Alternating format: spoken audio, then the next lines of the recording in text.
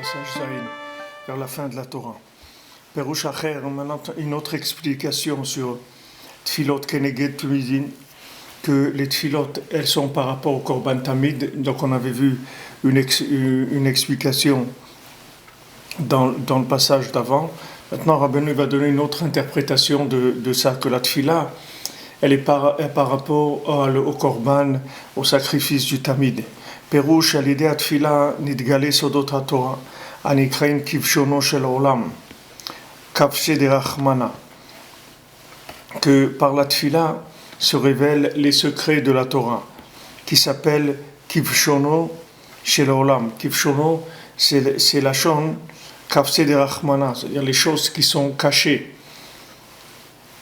Kavse de rachmana, ça veut dire les choses cachées. C'est une expression qui est expliquée dans la Gemara que maintenant quand il y avait Chizkiyahu Amelech, le roi Chizkiyahu il voulait pas se marier parce qu'il a vu qu'il allait avoir un fils comme Ménaché qui allait faire Avodah Zara. Alors il dit pourquoi maintenant je vais avoir un fils puisque je sais qu'il va faire un fils terrible qui va faire Avodah Zara, etc. Alors le Navi il est venu, il lui a dit Ma'ilach bekifsi de Rachmana, qu'est-ce que tu vas regarder dans le panier d'Hachem? C'est-à-dire que toi, fais ce que tu as à faire, marie-toi et des enfants. Ne t'occupe pas de maintenant comment ils vont être et tout, c'est pas ton problème. Toi, fais ce qu'on te dit de faire et ne va pas regarder les choses cachées. Donc cette expression-là, c'est ce qu'elle veut dire. Kafti de Rachmana, ça veut dire les choses cachées qui sont dans le panier d'Hachem. Comme c'est écrit, des choses qui sont cachées. Kvasim lilvushecha. Et dire que ce pasouk-là, quand on parle de Kvasim lilvushecha, c'est dans Michelet. Et on parle là-bas de la laine, de la laine des moutons, et qui sert à préparer des vêtements.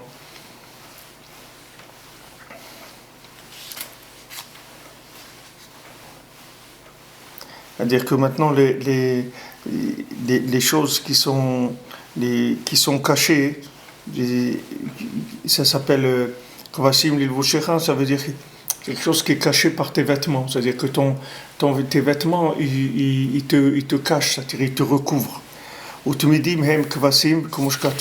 Maintenant le korban tamid, alors c'est des keves, c'est-à-dire un keves, chaque korban on fait avec les moutons, et comme c'est écrit, un keves tu feras le matin, c'est-à-dire le korban tamid il vient avec des moutons.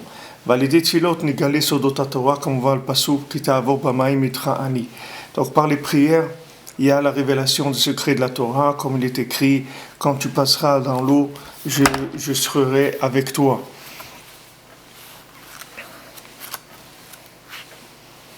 Alors les choses qui sont cachées de la Torah, alors, elles vont sortir grâce à la tfila.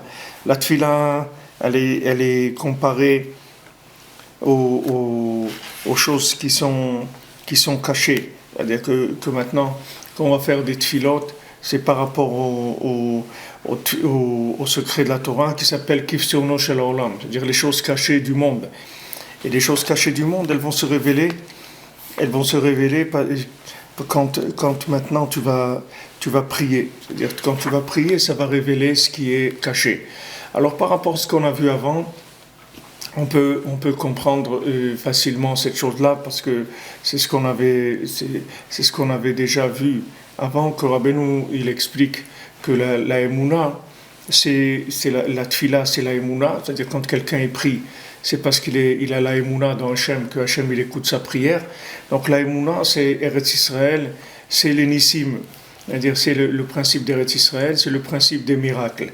C'est-à-dire que quand quelqu'un est pris, ça veut dire qu'il sait que logiquement, il n'y a pas d'issue, ou logiquement, il n'y a pas une possibilité de s'en sortir, mais avec la prière, il va arriver à s'en sortir. Pourquoi? Parce que la prière, c'est quelque chose qui va transformer complètement les lois naturelles. Une fois, j'avais entendu d'un Rav d'un Breslev, il s'appelle Rav Nosson Libermensch. Rav Nosson Libermensch, il a dit comme ça. Il a dit maintenant que dans la nature, il y a un système de fonctionnement. C'est-à-dire que maintenant, Hachem, il a mis un système de fonctionnement. Par exemple, il a mis dans un pommier qu'un pommier, il doit pousser comme ça, il doit donner des pommes tous les temps, tous les quelques mois, et une pomme, elle doit pousser, elle met tant comme ça et comme ça. Il y a toutes sortes de lois qui régissent la nature que Hachem, il a mis en place. Mais Hachem, il a mis en place toutes ces lois s'il n'y a pas de prière. Mais s'il y a une prière, alors toutes ces lois-là, elles ne rentrent plus du tout en ligne de compte. C'est-à-dire qu'on passe dans une autre forme de gestion du monde. C'est-à-dire il y a une gestion du monde par la logique et il y a une gestion du monde par la émouna. C'est deux choses qui sont différentes. C'est-à-dire même quelque chose que logiquement ça ne peut pas s'obtenir, alors par la prière on peut l'obtenir. Rabbeinu l'a insisté sur ça, il a dit qu'on peut tout obtenir par la prière, absolument tout. C'est-à-dire il n'y a rien au monde qu'on ne peut pas obtenir avec la prière. Donc il suffit de continuer à prier et de croire dans la prière et de croire que par le fait qu'on prie en étant attaché au tzaddik, alors ça donne une dimension à la prière, que la prière c'est sûr qu'elle marche et c'est sûr qu'on avance dans cette chose-là. Maintenant si on se rend compte ou on ne se rend pas compte, ou on voit des résultats ou on ne voit pas, ça c'est déjà un autre problème. Mais que la prière c'est quelque chose qui est au-dessus des lois naturelles, ça c'est le principe même de la Emouna et comme Rabbeinu dit, des miracles et d'Eretz Israël. La même chose que Eretz Israël, c'est une terre de miracles parce que la présence divine y est beaucoup plus palpable, elle est beaucoup plus palpable en Israël que n'importe où au monde. Alors cette présence dans la Hashgacha pratit, c'est-à-dire dans le fait qu'on palpe Hachem dans chaque action, ça vient du fait que c'est l'endroit où Hachem il est le plus proche du monde. C'est-à-dire que c'est là où il y a le moins de logique. C'est-à-dire tout le lien de la terre d'Israël, c'est qu'elle ne fonctionne pas du tout par la logique. C'est-à-dire qu'il n'y a aucune logique en Eretz Israël. Il n'y a aucune raison à ce que Eretz Israël, ça fonctionne comme ça fonctionne. C'est-à-dire tout ce qu'il y a en Eretz Israël, ça n'a pas de logique. C'est inutile d'analyser, de chercher à analyser ce qui se passe parce que c'est pas quelque chose qui peut avoir, on peut avoir l'approche comme on l'a ailleurs, parce que c'est là où c'est le plus près, absolument le plus près de l'infini. Et c'est là où il y a le plus de manifestations de la providence divine, absolument dans chacun de nos pas. Pour ça que les gens qui veulent s'installer, vivre en Eretz Israël, il ne faut pas qu'ils s'inquiètent, parce que la vie en Eretz Israël, elle est complètement différente de n'importe où dans le monde. Il y a une présence divine qui est beaucoup plus forte et beaucoup plus active, on la ressent beaucoup plus. Ça, c'est le principe que les secrets de la Torah ils se révèlent. C'est-à-dire que maintenant, quand quelqu'un prie, alors tout ce qui est caché, ça va se révéler. Comme il dit ici, c'est-à-dire tout ce qui est caché par tes vêtements, ça va sortir. Les vêtements du monde, c'est le système naturel, le système de la logique, c'est le vêtement du monde. C'est-à-dire Hachem, il a mis un vêtement pour que les gens ne soient pas aveuglés par la vision d'Hachem. Il faut que les gens ils puissent voir quelque chose de façon progressive, comme un abat-jour, par exemple. Quelqu'un met un abat-jour pour pas que la lumière elle aveugle. Il veut de la lumière, mais il veut pas que la lumière l'aveugle. Alors il met un abat-jour. Les vêtements, le fonctionnement naturel des lois naturelles, c'est le vêtement d'Hachem. Pour pas que Hachem il se manifeste de façon trop forte, de façon trop agressive par rapport au monde. Alors il y a un fonctionnement naturel, c'est-à-dire que quelqu'un il va travailler, il va avoir de la parnassa, ou quelqu'un il va aller là, il va faire ça. Il va croire qu'il a prévu des choses et que les choses qu'il a prévues, elles marchent. Et il se rend compte qu'il a bien avancé, que ses affaires ont bien avancé, que sa vie elle a bien avancé, etc. Tout ça par la logique, et il pourra rester dans la logique toute sa vie s'il désire rester dans la logique. Mais Hachem, lui, il a prévu un autre mode de vie pour celui qui veut. Mais pour ça, il faut rentrer dans la Emouna. Et la manifestation de la Emouna, elle se fait par la Tfila. C'est-à-dire, quand quelqu'un est pris, ça veut dire qu'il a de la Emouna. Donc, la Emouna, c'est quelque chose qui va révéler ce qui est caché. C'est-à-dire, quand maintenant j'ai la Emouna, ça veut dire que j'investis dans quelque chose que je ne vois pas pour l'instant. La même chose quand j'ai confiance en quelqu'un. Quand j'ai confiance en quelqu'un, alors je peux aller plus loin que quand je me méfie de quelqu'un. Quand je me méfie de quelqu'un, alors chaque étape, il faut que je vérifie, que je fasse attention, etc. Maintenant, quand j'ai confiance en quelqu'un, alors ça ouvre, on se libère. C'est-à-dire, on peut donner beaucoup plus de nous-mêmes, on peut faire beaucoup plus de choses avec la confiance. Maintenant, dans Hachem, c'est la même chose. Si quelqu'un a la confiance dans Hachem, alors il y a des choses qui sont profondes dans l'individu qui vont jamais se révéler s'il n'a pas de la Emouna. Jamais ça va. Parce que la Emouna, ça révèle ce qui est caché. Même dans l'individu lui-même. Même l'individu lui-même. S'il vit avec de la Emouna, il va se découvrir lui-même des choses en lui qu'il ne savait même pas qu'elles existaient. Pourquoi ? Parce qu'il a fonctionné sur des systèmes logiques. Et ces systèmes logiques, quand on parle de logique, on parle de systèmes qui vont enfermer l'individu. Quand il y a des systèmes, alors le système il enferme l'individu. Mais quand quelqu'un vit avec de la Emouna, alors il n'a pas de limite. Il n'a pas de limite. Les limites, c'est les limites de son imagination, c'est tout. Mais il n'y a pas de limite. L'individu, Béhémet, il n'a pas de limite, mais il faut qu'il ait de la Emouna. S'il n'a pas de la Emouna, il va être limité. Les limites de quelqu'un, c'est les limites de sa Emouna, c'est tout. Si quelqu'un il a la Emouna, il n'y a pas de limite dans la vie. Il y a des limites à rien. Quelqu'un, il peut tout savoir, il peut tout apprendre, il peut tout voir, il peut arriver à tout, absolument tout, rien qu'avec la Emouna, c'est tout. Avec la Emouna, tzaddik, bemunato yuchye, le tzaddik qui vit avec la Emouna. C'est-à-dire que le tzaddik, sa grandeur, c'est la grandeur de la Emouna. C'est ça sa grandeur. Et Rabbeinu, il a beaucoup insisté sur la Tfila et sur la Emouna. C'est-à-dire il a dit à Rabbi Nathan, quand tu parles de la Emouna, alors il faut que tu écrives dans l'écoute à la route, verse beaucoup d'encre sur la Emouna. Parce que Rabbeinu, il a vu que c'est ce qui allait arriver à la fin des temps, que les gens, ils allaient avoir de moins en moins de Emouna. Parce que les gens, ils vont être de plus en plus dans la Stara, c'est-à-dire que Hachem, il va se cacher du monde. Et plus quelqu'un est dans la Stara, plus il va se sécuriser dans la logique. Il va chercher des systèmes logiques pour se sécuriser. Vous voyez tous ces gens qui sont morts dans les attentats et tout, des gens, ils ont fait leurs études, ils ont prévu de faire des choses dans leur vie. Ils avaient sûrement des plans extraordinaires dans leur vie. Seulement, ils n'avaient pas prévu du tout que d'une seconde à l'autre, l'individu peut quitter ce monde. Donc, ce qu'il faut mettre en priorité dans ce monde, c'est la Emouna. C'est-à-dire la Emouna, croire dans ses rêves, croire dans ce qu'on a envie de faire, dans la recherche d'Hachem, la recherche du tzaddik, la recherche de soi-même. Et en seconde possibilité, en seconde position, alors on va mettre la logique. Mais en première position, c'est la Emouna qu'il faut mettre. La Emouna de réaliser, d'aller dans le sens de ce qu'on croit, de ce qui est nous-mêmes. C'est vers ça qu'il faut aller. Les systèmes, après, c'est des choses qu'on va faire de façon secondaire. Mais les gens qui ont passé le système comme étant quelque chose de premier ordre, alors les Maasé, ils s'investissent en espérant qu'après ils vont pouvoir vivre ce qu'ils veulent vivre, parce qu'ils auront tous les moyens qu'il faut, ils auront mis en place toute la structure qu'il faut pour vivre ce qu'ils doivent vivre. Mais premièrement, d'abord, la personne ne sait pas combien de temps elle va vivre, donc c'est difficile qu'elle soit sûre qu'elle aura le temps de finir les structures pour pouvoir vivre. Et elle n'a aucune garantie de ça du tout. Il n'y a aucune logique qui garantit ça. Et deuxièmement, c'est pas sûr que quand quand il va finir ses structures, alors il aura encore les rêves, ils vont rester chez lui.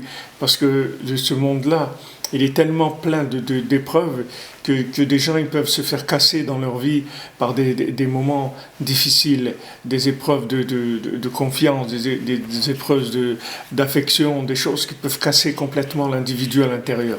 Alors quand maintenant quelqu'un il a la possibilité de vivre ce qu'il a envie de vivre, alors il faut qu'il le fasse maintenant. Maintenant, c'est Ayom Bekolot Ishmao. Mashiach, il a dit, quand Eliyahu Hanavi, ils ont rencontré Eliyahu Hanavi, ils ont demandé à Eliyahu Hanavi, un Tana, il lui a demandé, il lui a dit, quand est-ce que tu vas venir pour nous annoncer le Mashiach? Alors il a dit, aujourd'hui, si vous écoutez sa voix, aujourd'hui, si tu commences aujourd'hui à écouter ce qu'il y a en toi et à aller vers toi, alors l'Echlecha, tu fais comme Abraham Avinu, Hachem lui a dit, va vers toi, ne va pas vers les structures que le monde il te propose. Va vers toi, vers ce qui est toi-même. Et ça, c'est la Emouna. Que maintenant, d'être ma'amine que je peux arriver. N'importe comment que je sois maintenant, je peux arriver.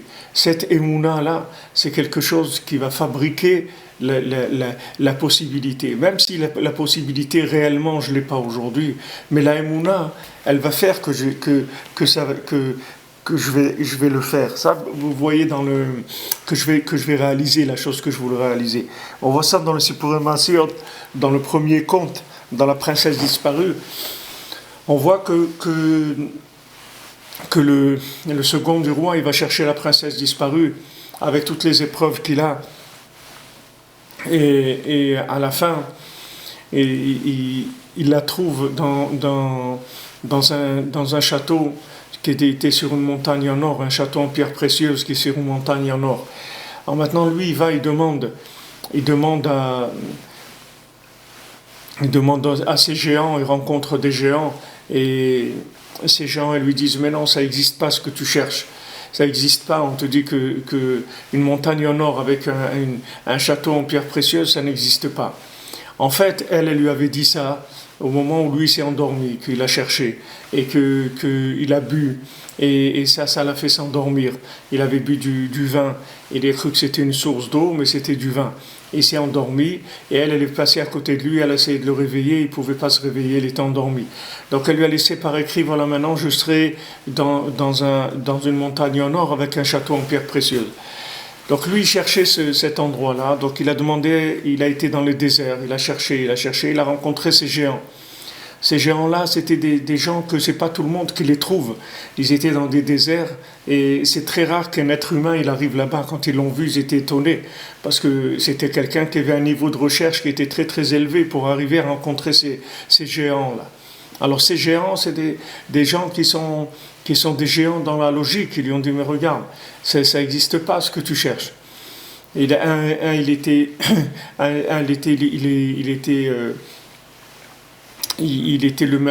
dirigeant des bêtes sauvages, un autre il était dirigeant des oiseaux, un autre géant il était dirigeant des vents, et tous ils lui ont dit la même chose. Ils lui ont dit,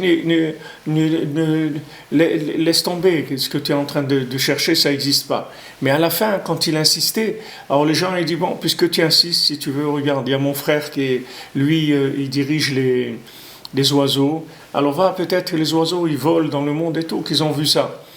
Alors il est arrivé par son insistance à mettre un doute même dans le géant qui était sûr, qui croyait, qui savait tout. Il lui a mis un doute, il a dit, bon, écoute, si tu insistes tellement, va voir mon frère, peut-être qu'un oiseau, il a vu ça. Alors il va chez celui des oiseaux, et lui il dit, non, ça n'existe pas un truc, c'est une folie ce que tu es en train de dire, etc. Laisse tomber. Et lui, il insiste. Et l'autre, il dit, bon, puisque tu insistes tellement, va chez mon frère, que lui, il dirige les vents. Et peut-être qu'il y a un vent qui a vu ça. Alors il va chez son frère, il dirige les vents. Et lui, il lui dit, mais allez, laisse tomber. Ils t'ont raconté des histoires, etc. Tu vois pas, ça n'existe pas, etc. Et là, lui, il craque, il se met à pleurer. Il dit, non, ça existe, je sais que ça existe. Il dit, mais voilà, tous les vents, ils sont venus. Les vents, ils vont partout dans le monde. Et ça existait, ton truc. Alors ça y est, il me l'aurait dit déjà. Tu vois bien, j'ai appelé tous les vents du monde. Il dit, et lui, il pleure. Il dit, non, je sais que ça existe. Et à ce moment-là, il y a un petit vent qui arrive. Alors celui qui était le dirigeant des vents, il le crie, il lui dit, pourquoi tu n'es pas venu? J'ai appelé tout le monde. Et il dit, non, j'étais occupé, j'ai emmené la princesse dans le château de perles qui est sur la montagne en or. Alors là, il a vu, Baruch Hashem, que ce qu'il cherchait, Béhémet, ça n'existait pas. Béhémet, la mytho, ça existait. C'est-à-dire qu'il y a un niveau de Hémet où ce qu'il cherchait, ça existait. Béhémet, la mytho, ça existait. Et là, avant, il l'a aidé, il lui a donné ce qu'il fallait pour aller là-bas, etc. Mais ce qu'on voit, c'est que cette princesse disparue, Elle n'était pas dans le château. Elle a été juste au moment où lui, il allait avoir la révélation qu'elle allait être là-bas. Mais quand elle lui a dit je suis là-bas, elle n'était pas là-bas. C'est-à-dire, elle lui a dit je suis là-bas, si tu me cherches là-bas, alors je suis là-bas. Mais si tu ne me cherches pas, je ne vais pas être là-bas. C'est-à-dire que maintenant, elle est rentrée dans le château au moment où lui, il l'a trouvée. À ce moment-là, elle est rentrée, elle, dans le château. Le moment qui était juste le moment où il est arrivé à la maturité de la trouver, c'est là où elle est rentrée dans le château. C'est-à-dire que maintenant, vous ne pouvez pas voir des signes de ce que vous allez trouver, parce que la chose que vous allez trouver, elle n'existe peut-être pas pour l'instant. Peut-être elle n'existe pas. Elle va exister au moment où vous allez avoir besoin de la trouver. C'est à ce moment-là que la chose elle va exister. Mais avant, elle n'existe pas. Vous ne pouvez pas savoir si elle existe ou elle n'existe pas. Une fois, le Rav Besançon Chéri nous disait quand un arbre il tombe dans la forêt et qu'il n'y a personne, est-ce que l'arbre il fait du bruit ou il ne fait pas de bruit? Est-ce que l'arbre, quand il fait du bruit, quand il y a quelqu'un pour entendre le bruit, ou bien c'est uniquement que lui, de toute façon, il fait du bruit, qu'il y ait quelqu'un pour entendre, ou qu'il n'y ait personne pour entendre, alors il fait du bruit. Alors c'est pas sûr que quand un arbre il tombe, il fait du bruit. Peut-être il fait du bruit que quand il y a quelqu'un pour l'entendre, c'est tout. C'est-à-dire que maintenant, ce monde-là, c'est un monde d'imagination, c'est pas un monde de réalité. Alors les massés, ils s'auto-créent selon l'imagination des gens. C'est-à-dire, l'imagination des gens, c'est celle qui va créer le monde. C'est-à-dire que le monde, il va selon la création de chacun. C'est-à-dire comment chacun en lui, il imagine, alors c'est comme ça que ça va être. Et si quelqu'un y cherche, et il est sûr qu'il va y arriver. Pourquoi il est sûr qu'il va y arriver? Parce que le sadique, il lui a dit c'est sûr qu'il va y arriver. C'est pas lui. C'est parce qu'il y a un rab qui s'appelle Rabbi Nachman, que c'est le sadique de la génération, et qui lui dit, tu sais, le désespoir, ça n'existe pas. Fais-moi confiance, ça n'existe pas. Moi, j'ai tout vu.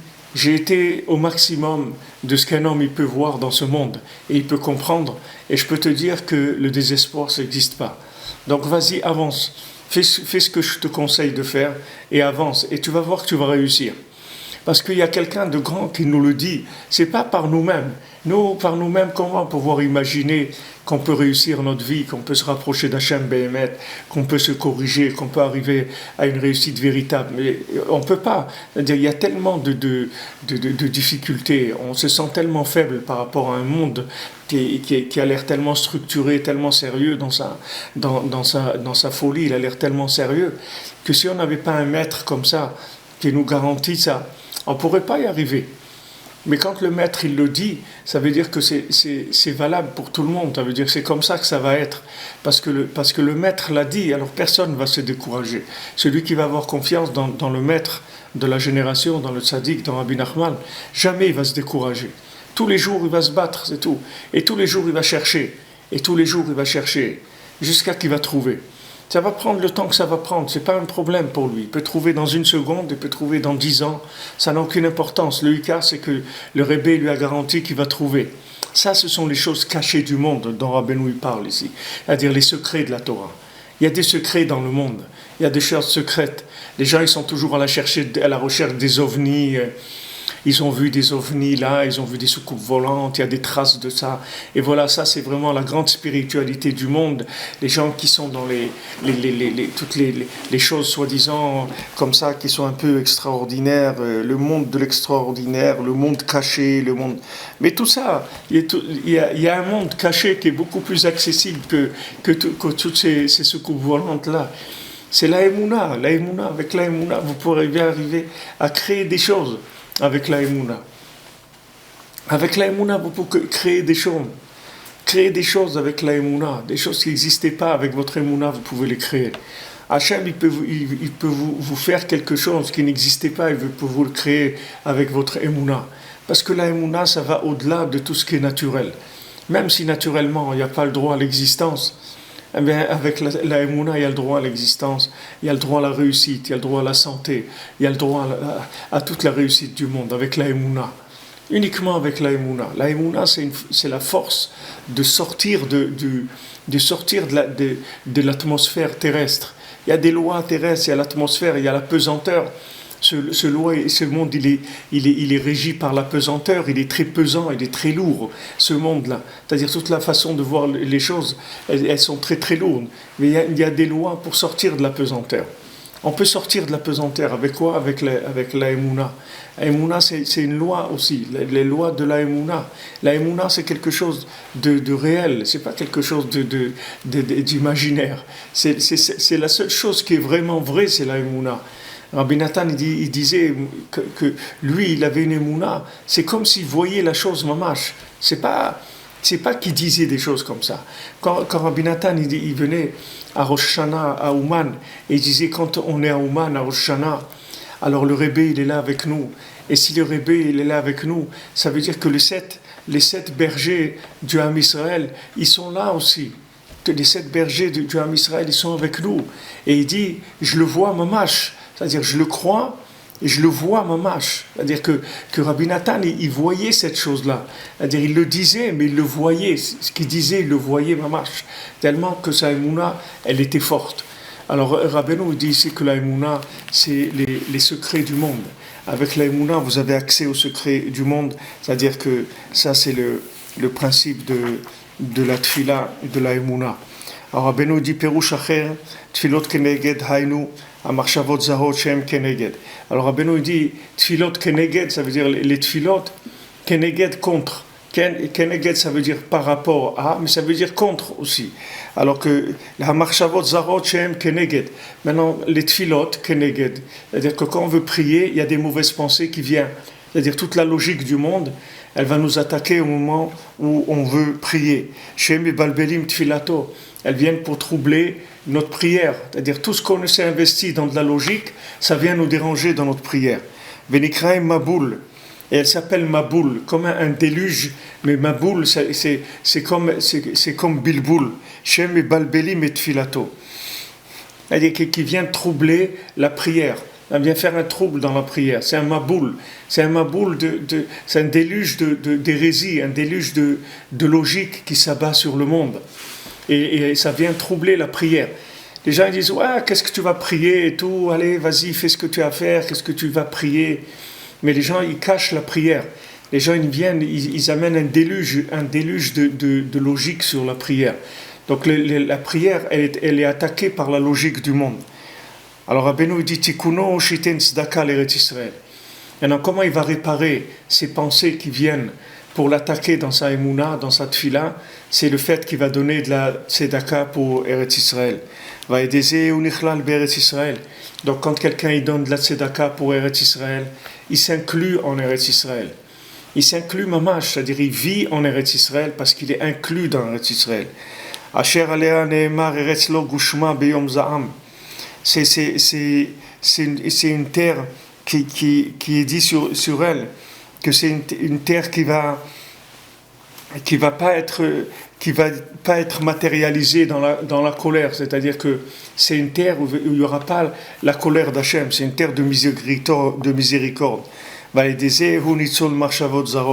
c'est ça, hein, ça va le sauver des mauvaises pensées, parce que maintenant ces mauvaises pensées, elles viennent parce qu'il y a de la logique dans le monde. La logique du monde, c'est la colère du monde. Hachem, la colère d'Hachem, c'est parce qu'il y a de la avodah zara, c'est-à-dire que les gens, ils sont devant l'idolâtrie de la logique. Ils adorent le système logique. Alors ça, c'est quelque chose qui vient attaquer la présence divine sur terre. Donc ça donne de la colère. Mais en Eretz Israël, c'est de la miséricorde. Même si vous voyez ce qui se passe et qu'on a l'impression que c'est dur, mais il faut savoir où on est. C'est à ce moment-là, vous comprendrez que c'est pas dur du tout, c'est que de la miséricorde complètement. Alors celui qui veut maintenant avoir une prière qui soit propre, une prière qui soit avec de la émouna, alors il faut qu'il donne de la tzedaka pour Eretz Israël. Et cette tzedaka de Eretz Israël va le faire s'inclure en Eretz Israël. Donc Rabbeinu, il vous donne ici un conseil pour les gens qui n'ont pas encore la possibilité physique de venir vivre en Israël. Ils ont une possibilité de vivre en Israël en donnant de la tzedaka pour Eretz Israël. Bon, Hachem, il y a des gens qui donnent de la tzedaka tous les jours, une petite somme, tous les jours, à la tzedaka d'Eretz Israël. Et c'est des gens qui ont compris qu'ils veulent vivre en Eretz Israël. Il dit pour l'instant, je ne peux pas m'installer parce que je ne suis pas encore dans le degré d'Emouna de m'installer avec mon corps mamash, mais je peux m'inclure dans Eretz Israël. Comment? Je donne la tzedaka tous les jours pour Eretz Israël. On ne parle pas maintenant de donner 2 millions d'euros par jour. Si quelqu'un il les a, qu'il les donne. Mais même quelqu'un il y a quelqu'un il donne Baruch Hashem tous les jours 2,60 € tous les jours. Mais ça, cette personne-là, elle vit en Eretz Israël. Après 120 ans, elle verra que ces années-là, elle a vécu en Eretz Israël. Qu'est-ce que ça veut dire, elle a vécu en Eretz Israël? Elle a libéré chez elle la Emouna. Elle a libéré la Emouna de l'attaque de Esav, de l'attaque de la logique. Et ça n'a pas de prix dans ce monde. Quelqu'un qui a libéré sa Emouna, c'est quelqu'un ça n'a pas de prix pour lui. La vie avec la Emouna, c'est une vie, on ne peut pas la comparer avec une vie de logique. Donc la tzedaka d'Eretz Israël, c'est quelque chose qui empêche les mauvaises pensées d'attaquer notre tefila, d'attaquer notre Emouna. Vezet midim tiknum, et c'est ça, midim tiknum. C'est-à-dire que le tikkun de Tmidim, tikkunam al Eretz Israël, c'est leur tikkun à ce tamid-là, c'est le Tmidim tiknum, c'est-à-dire que les Tmidim, le korban tamid qui est Eretz Israël, il répare tout. Sheneemar ba Eretz Asher tamid ene Hashem lekachaba. Comme on a dit avant, le Rebbe il a dit que c'est une terre sur laquelle il y a tout le temps les yeux d'Hachem. Gam Avira d'Eretz Israël Markim, et aussi l'air d'Eretz Israël, il rend intelligent. Ça va purifier son cerveau, son esprit aussi. C'est-à-dire il y a une purification de l'esprit par le fait que quand il va donner un tzedaka d'Eretz Israël, il va s'inclure en Eretz Israël, il va s'inclure dans l'air kadosh d'Eretz Israël. Il va s'inclure dans cet air kadosh et ça va purifier la sainteté de l'air d'Eretz Israël, ça va purifier son esprit. Je l'ai vu pour me souvenir de l'alliance éternelle. Uritia, qu'est-ce que dire je l'ai vu? Allez déprinot Eretz Israël, c'est-à-dire que je l'ai vu, c'est la terre d'Israël. Ça va réparer l'alliance éternelle. Qu'est-ce que c'est l'alliance éternelle? C'est la tfila, que c'est les Chai Birkan d'Itziluta, c'est les 18 bénédictions de la prière, c'est-à-dire que le niam de la prière, c'est 18 brachot, d'accord? 18 brachot, c'est 18, c'est chai en hébreu, c'est la vie. Et la vie, c'est quoi? C'est l'alliance. Qu'est-ce qui donne la vie? C'est l'alliance. Comment on peut avoir des enfants? C'est avec l'alliance. C'est le brit, l'alliance. Donc l'alliance, c'est la vie. C'est ça qui donne la vie. Tzadik chai almin, le tzadik qui vit pour l'éternité, c'est-à-dire qui donne la vie éternellement au monde. C'est ça le principe de l'alliance. Tzadik Chai Almin. Yosef Hatzadik Chai Almin, c'est-à-dire Yosef Hatzadik qui vient en Égypte et il fait revivre le monde. Quand Paro il donne la main à Yosef, c'est-à-dire il lui donne la main libre, il lui dit voilà, fais ce que tu veux de mon pays. Alors là, Paro il a compris, il a donné la vie à son pays. Et tout son pays il a été sauvé, et tout son pays il a eu de quoi manger, et tout son pays il a eu de la richesse, parce que l'hu mashbir, Yosef Hatzadik, c'est lui qui nourrit le monde, parce qu'il s'appelle Tzadik Chai Almin, c'est-à-dire que c'est le Tzadik qui donne, qui nourrit les mondes, c'est-à-dire grâce au Tzadik les mondes ils sont nourris, et les mondes qui sont nourris grâce à l'alliance que le Tzadik il a avec Hachem. Pourquoi il s'appelle Tzadik? Parce que son niveau d'alliance est très élevé, c'est ça qui fait de lui un Tzadik. Pourquoi on appelle Tzadik et Sodolam la base du monde? C'est son niveau d'alliance qui fait de lui le Tzadik. C'est la même chose des frères de Yosef. Quand vous voyez comment ils s'en sont pris à Yosef, c'est parce que Béhémet, ils avaient en eux la logique de la Torah. Ils avaient en eux la logique de la Torah qui les avait attrapés. Et cette logique-là, elle les a empêchés d'imaginer la grandeur de Yosef. Ils étaient limités dans leur imagination parce qu'ils avaient basculé vers une logique qui était trop grande et qui n'a pas laissé la porte ouverte à l'imagination. C'est ça le problème. C'est-à-dire que la logique, c'est vrai que ça donne une maîtrise de beaucoup de choses, mais le problème, c'est que la logique, ça fait perdre la vie. C'est ça le problème. que Hachem il a dit à Adam Arishon, le jour où tu vas manger de cet arbre-là, tu vas mourir. C'est vrai que logiquement tu comprendras beaucoup de choses, beaucoup plus que ce que tu comprends maintenant. C'est vrai, la logique elle va te permettre de comprendre énormément de choses.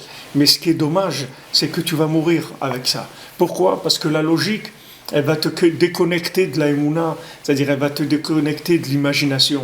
Vous allez voir que, en général, si vous prenez les grands scientifiques, c'est pas des gens qui rêvent beaucoup, c'est pas des gens qui ont beaucoup d'imagination, parce que du moment où quelqu'un il rentre dans des systèmes de logique approfondis, il perd complètement la sensibilité à l'imagination. Et il a des difficultés parce que l'imagination c'est quelque chose de surprenant, c'est pas quelque chose de logique, c'est quelque chose qui peut vous surprendre complètement.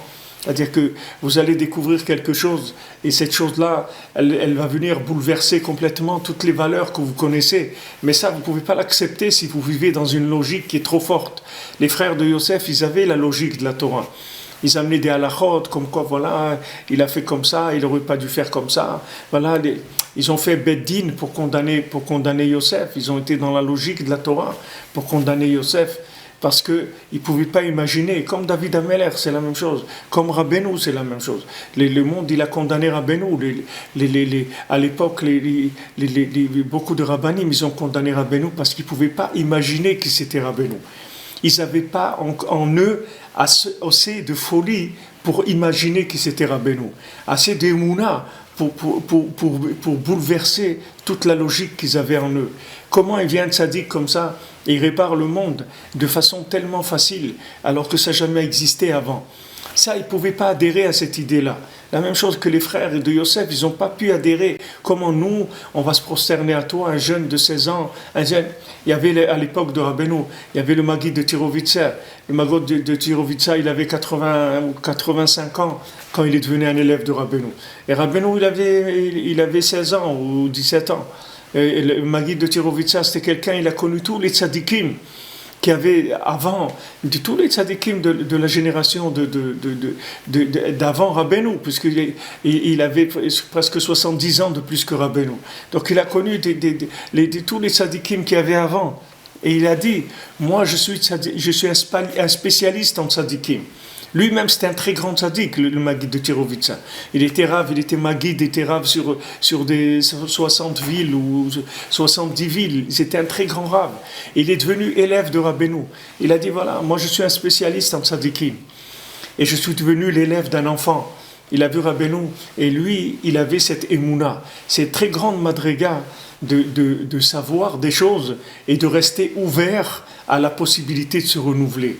C'est un exploit d'arriver à ça. Parce qu'en général, tout ce qu'on sait, c'est ça qui nous enterre. Chaque fois que quelqu'un sait, il s'enterre. Il ajoute de la terre sur lui. Encore de la terre. Encore il sait quelque chose et encore de la terre. Encore une pelletée. Et encore une pelletée jusqu'à qu'il est enterré. C'est tout, c'est fini. Il n'arrive plus à sortir parce qu'il a trop de logique. Sa logique, elle l'a enfermé complètement. Il peut pas sortir. Alors Rabbeinu donne la Etza, comment on va sortir. Tzedaka d'Eretz Israël, tu vas sortir. Tzedaka d'Eretz Israël, ça va t'inclure dans la terre où il y a une émouna, très forte, où il y a une audace très forte. Regardez ce qu'ils osent, les dirigeants d'Israël et tout, ou même que c'est pas des gens qui sont dans la religion, qui sont pas des grands religieux, etc. Mais c'est la terre d'Israël, elle donne une audace. Les gens, ils osent vivre, c'est-à-dire ils osent proclamer la vie et avancer. Et ça, c'est quelque chose qui vient de la Emouna. Alors, Rabbeinu donne ce conseil, en donnant un Tzedaka d'Eretz Israël, ça permet de s'inclure dans cette Emouna, et ça permet aussi de nettoyer son esprit. Chacun, il a l'esprit qui est contaminé par la logique. Il a besoin d'un nettoyage permanent.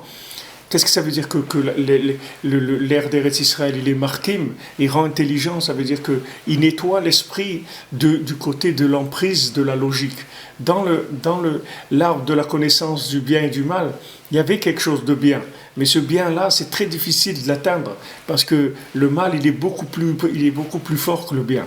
Mais quand on est en Eretz Israël, alors il y a une telle puissance de Chokhmah, de Gdusha, c'est-à-dire l'esprit de la Neshama, pas de l'esprit de la logique, l'esprit de la Neshama, il est tellement fort que ça permet de comprendre des choses sans tomber dans le danger de la mort qu'il y a dans la compréhension, sans tomber dans le vieillissement de la compréhension.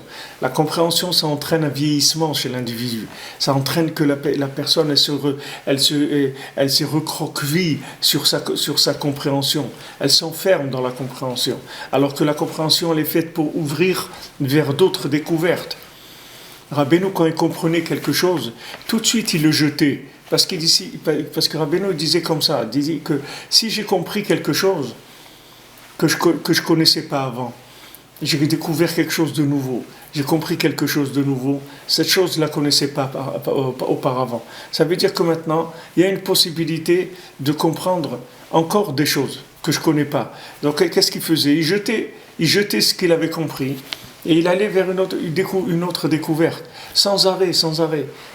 Rabbeinu, chaque seconde, Rabbeinu jetait ce qu'il savait et il allait vers une autre découverte. C'est pour ça que quand Rabbeinu disait « je sais rien », Be'emet, et Rabbeinu disait « je sais rien », une fois il a dit à Rabbi Nathan « je peux te jurer sur Shabbat Kodesh que je sais rien ».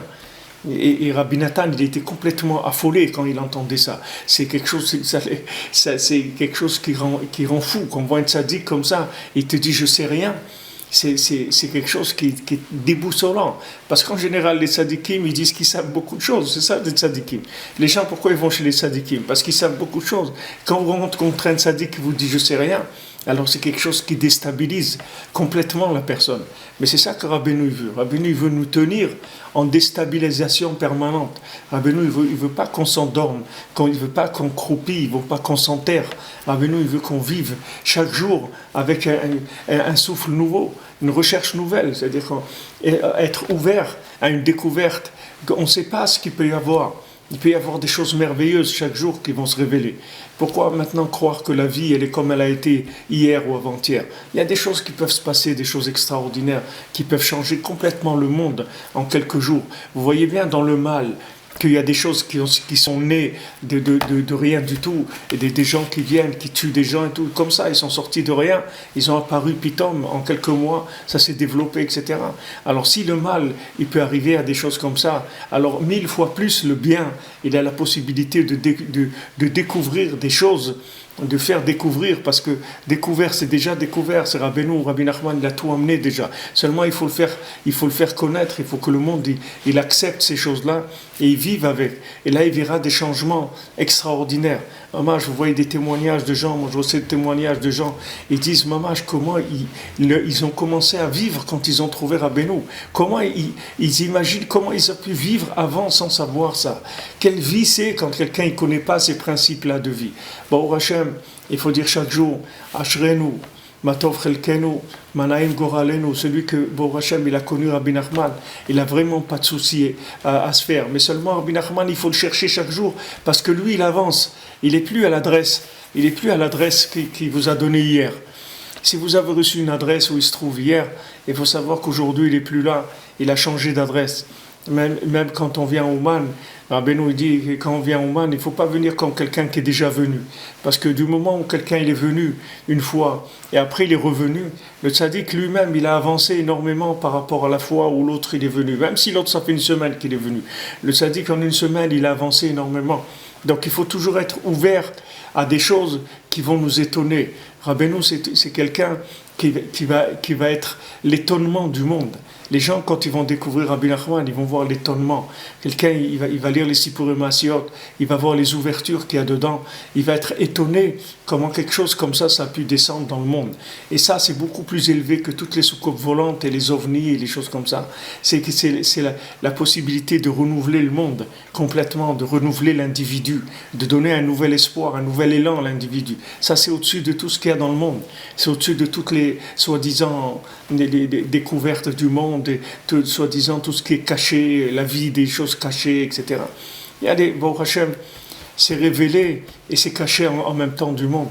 Tout est révélé, Rabbi Nachman il a tout révélé. Et en même temps c'est tellement caché de l'humanité. Et on le voit, Baruch Hashem, chaque fois que quelqu'un y découvre, alors ça fait quelqu'un de nouveau qui rentre dans la vie et commence à vivre. Vous voyez bien, Rabbi Nachman il structure rien du tout. Il vous dit pas, voilà, il faut que tu viennes avec moi là, tu vas venir à telle adresse, tu vas faire ça, tu vas faire partie d'un club et tu vas t'habiller comme ça et tu vas faire comme ça. Et Rabbi Nachman, il dit rien du tout. Il dit où tu es, là où tu es. Tu habites en Bretagne, c'est bien, Mazal Tov, c'est très bien. Tu habites où? Au Pas-de-Calais, très bien. L'écart, si tu habites au Pas-de-Calais, il faut pas caler. Même si tu habites au Pas-de-Calais, il faut que tu te libères. Il faut pas que tu vas pas caler. Et allez, avance, roule, avance, c'est tout. Là où tu es, il te donne les moyens de vivre là où tu es. Là où tu es, comme tu es. De là, il va te donner des principes de découverte de la vie. Quand tu vas découvrir ça, tu vas pas comprendre comment c'est possible dans ce monde de faire descendre d'une chose comme ça. Le Maguide de Tirovitsa, lui-même, toujours le même Maguide, quand il voyait, il a vu une Torah du côté moral, il a dit comment on peut faire descendre du feu comme ça, le mettre dans des mots. Comment un feu comme ça, il peut rentrer dans des lettres. Le Maguide, un vieux tzaddik de 85 ans, il était étonné comment un feu comme ça, il peut descendre dans les mots du côté moral. Lui-même, il était étonné de voir ça. Et lui, il en a vu dans sa vie. Si c'était un tzaddik de 85 ans, il a vu des choses, il a vu de la Torah dans sa vie. Il a vu des tzaddikim, il a vu les Rav Baruch de Medzivoz et le Chosé de Lublin, il a vu beaucoup de tzaddikim. Mais il dit comment un feu comme ça, il peut descendre dans des mots. Il était complètement bouleversé de découvrir l'intensité qu'il y a dans la Torah de Rabbeinu. Alors, Bezrat Hashem, qu'on ait tous le sroud de rester avec Rabbeinu, qu'il nous garde avec lui et que Bémet, il nous montre son feu, son petit feu qui brûle en nous, Bezrat Hashem, et qui puisse brûler dans toute l'humanité pour amener la Géoula que dans la miséricorde, sans aucune violence, sans aucune rigueur, Bezrat Hashem. Kol haYeshuot, une bonne journée, et que je m'excuse pour le retard.